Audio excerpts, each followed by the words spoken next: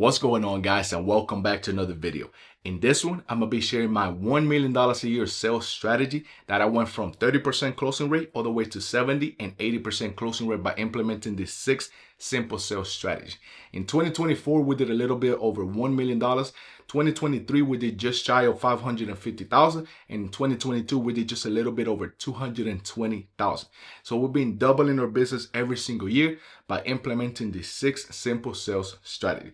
So I'm gonna be literally giving you all the tips and tricks, unveiling the curtain, and show you everything that we do to make sure that our sales rates are super high. Therefore, we make a ton of more money. So if that sounds like you and you actually want to learn how to make more money, then make sure to stick around to the end of this video. You're not going to want to miss it. All right. So first off, we got to identify our ideal customer. What this is going to allow us to do is pretty much eliminate everybody else, the people that we don't want to work for. And business is like relationships. You got to have options. If you're only talking to one girl, then that one girl is going to feel like she got all of the power. But if she knows you're talking to 5, 10 different girls, then she's going to see you more as a value, right? Like more valuable than if she knows she's the only one. So same thing in business. This all comes into marketing, right?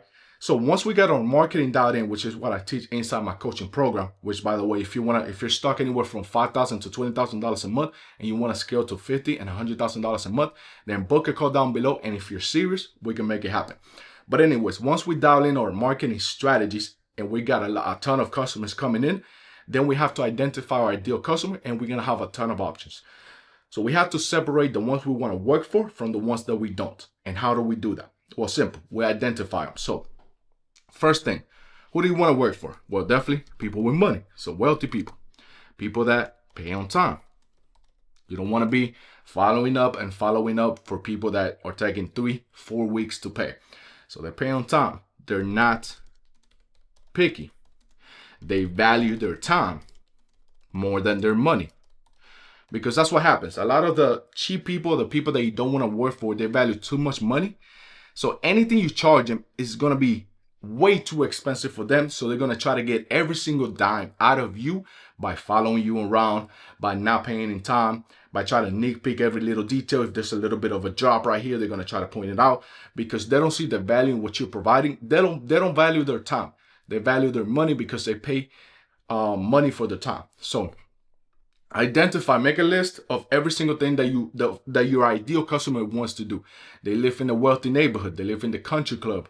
Whatever the case might be, they make $2 million a year, whatever, right?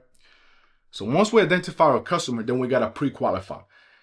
So whenever you got a ton of customers coming in, because I tell this to my clients, that there's a huge difference from referrals to marketing and paid marketing and other outreach and organic, right? Whenever you're getting a ton of referrals, number one, it's not reliable. Number two, it's not predictable. And also you get a lead, right? Because when somebody refers you, 80 to 90%, if you do your stuff right, if you're not overcharging, then they're going to go with you. And you're probably going to be the only bid. But once you do marketing, especially paid ads, there's a ton of other people, right? It could be Facebook, Instagram. There's going to be other companies out there doing ads as well. Google, there's going to be 1,000 contractors right under you that are also going to be having a Google business profile. They're going to have a page. They're going to be paying Google to be on ranking on top. So you have to identify your customer and then you have to pre-qualify them on that initial phone call by making sure that this customer is good for you and it's not just wasting your time or tire kicking. So ask them a ton of questions, right? So one of the questions I like to do is, of course, what are you looking to get done? So what do you need done? How soon? Have you worked with contractors in the past? Ask a ton of questions in the initial phone call, and they're gonna pretty much unveil the curtain and tell you exactly why they're calling you, how soon are they looking to get it done. One of my favorite questions in that pre-qualification phone call is asking how soon are you looking to get it done, because this is gonna give me 2 answers 2 different ways. Number one, as soon as possible, or as soon as you can fit us in our schedule. That means they probably went through our ads, they saw our website, they saw our business page. They've been following us for a while, so they're ready to move forward. Or number 2, we're just shopping around. We're getting estimates. We try to do it 3 months from now. So you identify then which route you want to take. Do you want to risk it? Do you want to go meet them? Do you want to try to sell it? Or do you just send them a price over text or over phone number and then see if you can land it or not? Because one of the things that we try to avoid is driving around town, wasting gas, wasting diesel, wasting time with your family, with your other customers to try to sell somebody that's not ready to buy. Because if they're not ready to buy, if they don't have the money, if they're just not ready right now, they're not going to buy from you, and you're just wasting a ton of time, ton of money just driving around. And that's when pre-qualification come in clutch. Next, let's say you already pre-qualify them, you went and met him in person, then we got to build rapport. How do you build rapport? Well, ask compelling questions. So ask a ton of questions. Feel identified with them. So for example, if they got 2 dogs that come and greet you at the door, then pet the dogs. Be like, hey, I also got dogs at home. I got a yellow lab, or I got this type of breed, or I love dogs, I love cats, whatever the case might be. Feel identified with them, right? Talk a little bit about the dog. Oh, how old is he? What breed? Does he like to play ball? Does he like the water? You know, just build rapport. Same thing once you go inside the house. If you see that their son graduated from the same high school you did or same college, then feel identified with him, right? Build rapport. Be like, oh, he graduated from that college. I went there. What year did he graduate? You know, like build personal connections with them because people buy from people they like, know, and trust. And how do you build all of that? Well, by asking good questions, by feeling identified with them, by building rapport. That's really, really important. And then once we build that initial rapport, which should take no more than 5 to 10 minutes on the initial conversation in person. You don't want to make it too long. You don't want to drag it. You don't want to get yourself in the weeds. You want to try to be as good, as precise, and have a strategy to be able to do it properly. So that way you're not just there like a friend and then they put you in the friend zone and they don't want to buy from you, right? You got to be the leader. You got to be the one leading the conversation and driving them to the sales process because you're the one responsible. You're the professional. They're just there to share their information, whatever they have. So that way you can give them a quote, right? Really, really important. Now, find out their motive, their why. People buy for a reason. They just don't buy because they want to buy. You have to ask good questions and dig into their pain points and their why. So for example, maybe they have a wedding coming up, right? And they want to paint their house. Just dig into that. Oh, how's the wedding? When is it? Who's getting married? Why do you want to paint your house? Oh, well, because I don't want everybody coming over and seeing a dirty house. I get it. I wouldn't want to be that. I wouldn't want to do that either if you know, the wedding was in my house and everybody was just judging how my house looked. That's a really good point. I love that. You know, just dig, ask questions. And ask straight up, why do you want to do this, right? Why? So how soon do you need it done? How important is this to you? And then, of course, back it up with, I understand. I will be in the same shoes. Build that pain, right? And once you find out their pain, their why, their motive, then almost like a doctor, press on the wound, make them hurt. As crazy as that sounds, you got to make it to where they buy based on emotion and then they justify with logic. You don't want them to buy on logic because it doesn't make sense a lot of the times, especially if the money is not right, if you're a little bit over budget, etc. So really important that you find out their why so that way you can focus on that throughout the rest of the conversation and ask more and more and more questions. The more questions you ask, the better your chance of closing this project. Super, super important. And that's when that brings us to the 10-90 rule. I made this up.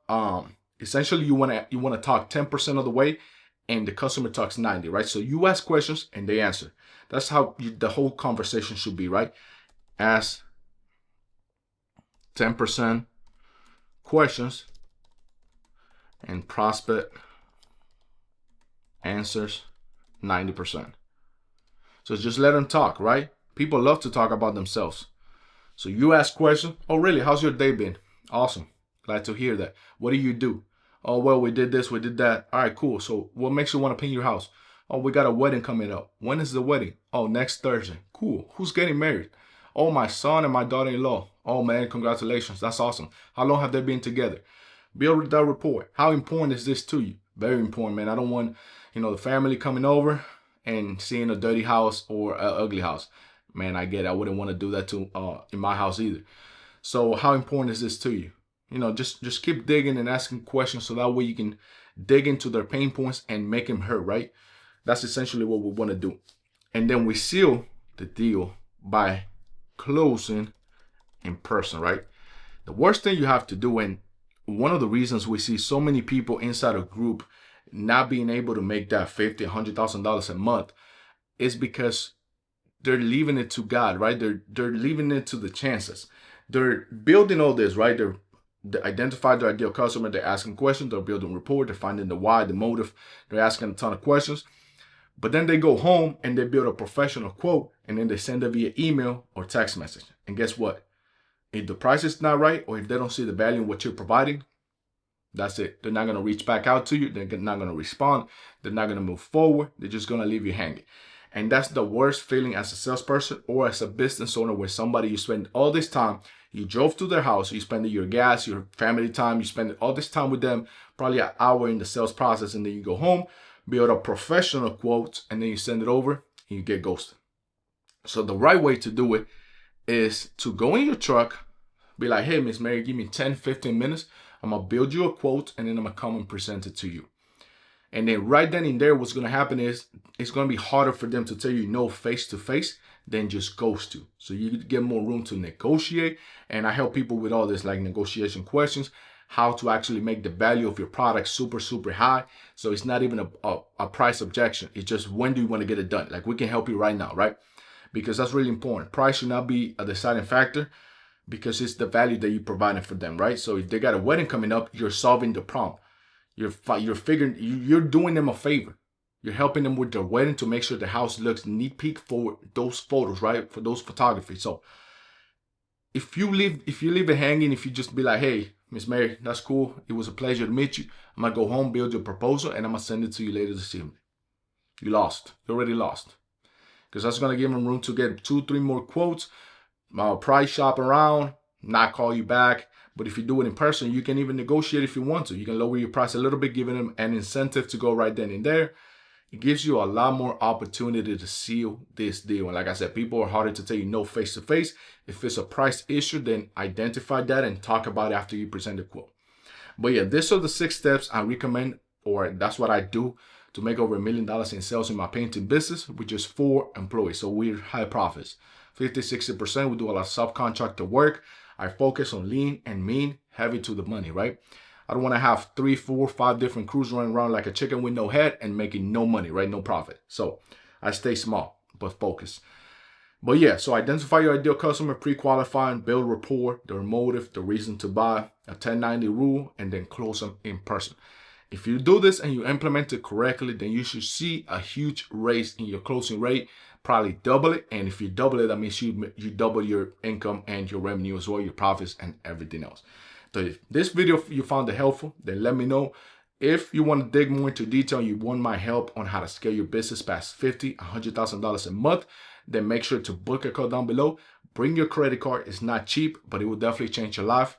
And any value that I bring after what I charge you is all profits, right? So instead of me giving you a fish so that way you can eat for a day, I'm teaching you how to fish so that way you don't have to pay any marketing agencies, any sales coaches, and then I can teach you everything and help you build systems to buy back your time. So if that sounds like you, then book a call down below, like and subscribe, and let me know what you think in the comments below. God bless.